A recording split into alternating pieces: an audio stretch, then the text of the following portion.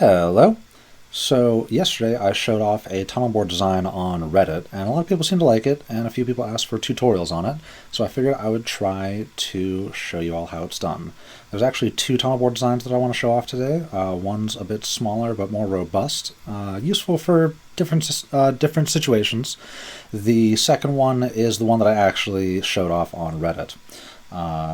With that out of the way, I'm gonna show some mechanics real quick to freshen you guys up. So slime blocks. If you move a slime block, it moves any blocks that are attached to it. It's a basic mechanic that we are going to rely on a lot today. If you move a block next to a slime block, it doesn't move. But with Quark, chains have an additional functionality in that if you move a block that a chain is attached to, it will move the chain and whatever blocks it is attached to. It does not attach to blocks that it does not look like it attaches to.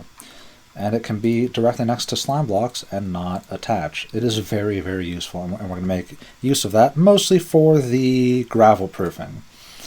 So this is the first design. It is a little bit more, so it is a smaller profile, and it's a bit easier to make, but it is not automatic, and to stop it you need to use a redstone block, or you need to spam placing blocks to overload the pistons. I suggest using a block of redstone. And then the second design over here is the big boy. This thing has a auto start and stop mechanism that you can control. It breaks quite a few blocks as it goes through. You will make a decent sized tunnel and collect a lot of resources. Now, the reason why you would want to use this one over this one, first and foremost, is that if you're looking for resources such as diamonds, you might actually want a slimmer profile, because when the iron rods break diamonds, you only get a single diamond, but if you reveal diamonds in the walls of the tunnel, you can collect those with a fortune pick and get many more diamonds. Me and my friend ran this on a server, and we ran it for about 15 minutes, dug a tunnel about 1,000 blocks long, and after fortuning the diamond ore in the walls, we got about 3 stacks of diamonds. Not bad for 15 minutes of work, if you ask me. This one I've run in the nether, digging a big old tunnel to get netherite. And there's a couple things, is that because this uses rails, lava and water will break this mechanism. It will not stop the machine. It will keep going. It'll go straight through lava. So be careful if you use this in the nether. Maybe don't ride it. It's dangerous. With that out of the way, let's go on to making these. So I'm going to show off the first one. It's pretty simple. So we put just a placeholder block. We want to place a observer 1 block off the ground, then sticky piston, and then slime block. And then we're going to do the same thing flipped around on top. We do observer, sticky piston, slime block. And then from here, we're going to make this little arm so that this will push the next section. We're going to go observer, piston, and this is the engine. Now, for the front of it, we're going to go 2 blocks ahead, and we're going to place a green slime block and a red slime block so that the pistons can push both of these. You can use a honey block or another colored block. I just like to use red because it's super easy to get. If you have slime blocks and you have red dye, you have red slime blocks. And so you don't strictly need these blocks here, but this is the way that I did it before I realized that you could just put iron rods next to slime blocks. But there is a reason still for using this. First off, is that chains cannot connect to iron rods. I tried that. It does not work. And for this to be resistant to gravel, we need chains to trail behind this thing. So we need 2 chains on either side, and a chain right there, and we're going to put a block right there. And this is the main thing. The other reason why we might want blocks here is this actually keeps all of the item entities at the front of the tunnel bore, so that nothing falls behind, ever. Now, for the collection mechanism for this one, I'm going to be using some stuff from Dark Utilities, and I'm using the diamond chest from iron chests. Now, you don't specifically need the diamond chest or anything. You can use whatever storage solution you want to use, because Quark makes all tile entities, well, mostly all of them, movable. So we're going to put the diamond chest here, and then we're going to crouch and place the ender hopper there. The ender hopper from Dark Utilities is useful, and it's pretty easy to make, as you just need an Eye of Ender, 5 obsidian, and a hopper to make it. So it's really accessible to make, and it picks up items in a 5-block radius. It teleports them to it through blocks, and it's pretty quick even. It picks up items before you can, so if you drop any items in the area, they will end up in this chest. So be careful of that. And then this is ready to go. Let me get a redstone block queued up in here, and let's just send this thing off. Now this thing, you'll notice, is actually pretty fast for digging tunnels, and it'll just go straight through. I would suggest that you place torches behind it as you follow, just to keep mobs from spawning behind you. Like every 7 to 8 blocks maybe is fine. And yeah, it just tears through. And in if you're doing this underground, I would suggest building these so that the bottommost block is at Y level 11. And I'm just going to place that here, and bam, it stops. And if you break that, it'll start up again. You just place another one, and it'll stop as soon as it's next to that. Super simple. All of the drops end up in this chest right here. And then, depending on how you want to do it, you could use some sort of movable storage device here, or there's a lot of ways to deal with that. I'll let you figure that out, because that's part of the fun of Minecraft. You will get a couple items glitching up through the roof, but as I see, it's only a couple. I'm not too terribly worried about that. But with that out of the way, let's move on to the more complicated one. Now, this one is actually using a bit of a design by Raiseworks. You should check him out if you have not yet. He is a really good technical Minecraft player. But we're going to start by placing an L shape of slime blocks here. And then, let me grab a full block out of here. We're going to place a solid block here. We're going to place a rail here, and a detector rail here. And then we're going to place a fence at the end of here. And then the minecart goes here. You might not want to place the minecart until you have everything else together, so that you don't accidentally set it off. So we're going to place a sticky piston here, place a sticky piston here. We're going to place an observer, slime block, and an observer. And this is the rear machine working. If you were to activate this by sliding that backwards, this would go. This is a flying slime block machine. This is what I got from Raiseworks. Now, going off of that, let me clear that out and get this here. We put an observer facing away from us and a piston. And this is the rear engine all done. So we're going to go slime block, and break this one here. Place another slime block here, and we're going to place 2 observers. Oops. There and there. And we're going to piston. Now, these 2 observers will fire all 4 of these pistons due to bud powering.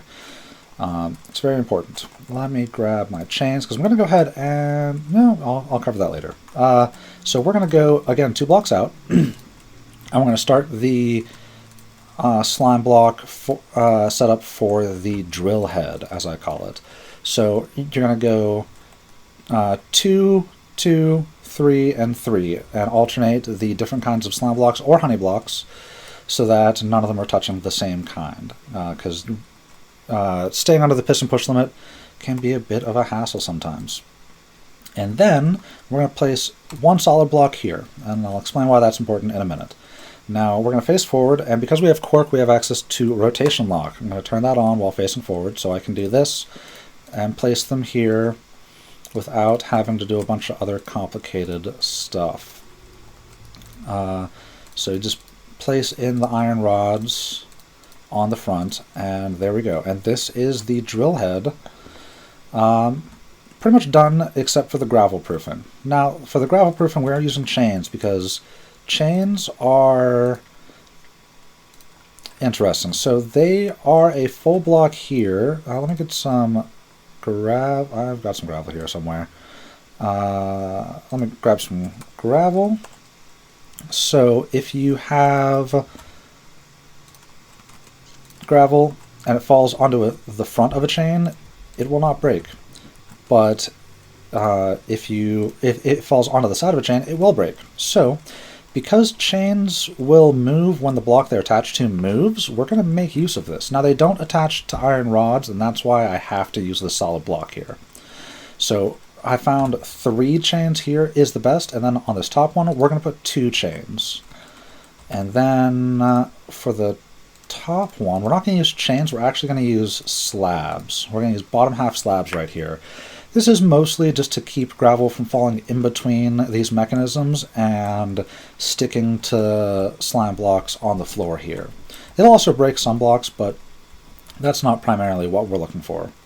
And then we're not putting that on this side because this is actually going to be where the collection method goes on this one. So we go a diamond chest here, and then I'm going to put an ender hopper on top of it. So this will pull this ender hopper, and this will pull this chest. And then we're going to trail a chain off of the ender hopper, because the ender hopper also is a not full block, and gravel will break when it falls on it. So this is fine. We don't need to do anything on this side, because if gravel falls here, it won't attach to any slime blocks. So I don't need to worry about that.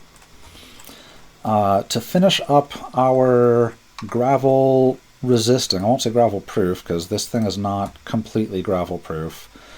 I honestly don't know how to make it completely gravel proof. If you guys have any ideas, let me know. That'll be fantastic. Oh great, server backup started. Anyways, so we put a chain and a slab trailing off of here. Again, just trying to make it so that gravel won't immediately break everything. This is more or less done. Now, the thing is, this breaks so many blocks that one ender hopper cannot keep up with it. So we're going to add a second one back here. Let me pick block here and place that here. Now, even 2 ender hoppers can't quite keep up with the sheer amount of blocks that this breaks. So you have 2 options for the back here. You could add another one if all you care about is picking up all of the items. You won't miss that many items, I'll be honest. Like, you'll miss a little bit of cobblestone, but that's it. The other thing that you might want to add in on the back here is actually using Engineer's Decor. So this is an optional add-on that I thought of. So I'm going to go rotation lock up. So this is the factory block placer. And it does exactly what it says on the tin. So let me grab some torches. Torch. So I'm going to grab... I should have done that. But, so we're going to put some torches in here, and it will place the torches as you go along. It does not need a redstone signal to work. Engineer's Decor has a lot of fun stuff like this. Basically, this is the trigger mode. It is defaulted to continuous and to not need a redstone signal. So every time this moves, you will get a torch placed down here. If you're digging a really long tunnel, I would suggest adding the factory hopper. It has the same amount of storage, and you can feed more torches in here. With both of these together, you can place a little over 2,000 torches. It will occasionally skip a block here, but honestly, I think that this is a good move to make. Now, because of the piston push limit, you can add either of these. You might be able to add something else over here, because this little mechanism, I think, is only pushing 7 blocks. 1, 2, 3, 4, 5, 6, 7. So you could potentially add a torch placer over here, and then add another collection method here. But I don't want to complicate it too much. But this is good to go now. So let me grab out the minecart. I'm going to hop in, And you see that extended that piston. And we're going to go F5, and we're going to roll back, and then we are off. So this is really good for clearing just a big tunnel. Or if you need a lot of cobblestone and don't want to make a cobblestone generator, you can just dig it out of the ground using this. You see the little teleport particles, that's the ender hoppers picking stuff up. And you see you do get a little bit left behind, not that much, but you do lose a little bit. And you see that this is actually placing torches on the sides of those blocks. And then to stop it, you just roll forwards. It takes a second. And then you shift to get off. So that is the basics. Now, a couple disclaimers, like I said before. Enough gravel above this will stop it. And because we're using minecarts, lava and water will break the stopping mechanism, so I suggest that you keep a redstone block in your inventory when you are running this, just in case you run into that issue. The first design will run through basically anything. I haven't had it get stopped yet. Like I said, I dug a 1,000 block long tunnel using one of these. I just scaled it up for fun. And if there are more than 2 layers of gravel above these topmost iron rods, that will stop the machine also once the gravel gets back here. It will not break it in such a way that requires it to be rebuilt, though. So if you get stopped by gravel, you just have to get out, you pick up your shovel, and you clear all the gravel out, and then start it back up again. With that in mind, if you guys think of anything that would make this more efficient, make this more gravel resistant, please, God, tell me someone can make this more gravel resistant, because that has been the bane of my existence. But let me know down in the comments, and I hope that this helps you guys out. Thank you so much for watching. Bye-bye now.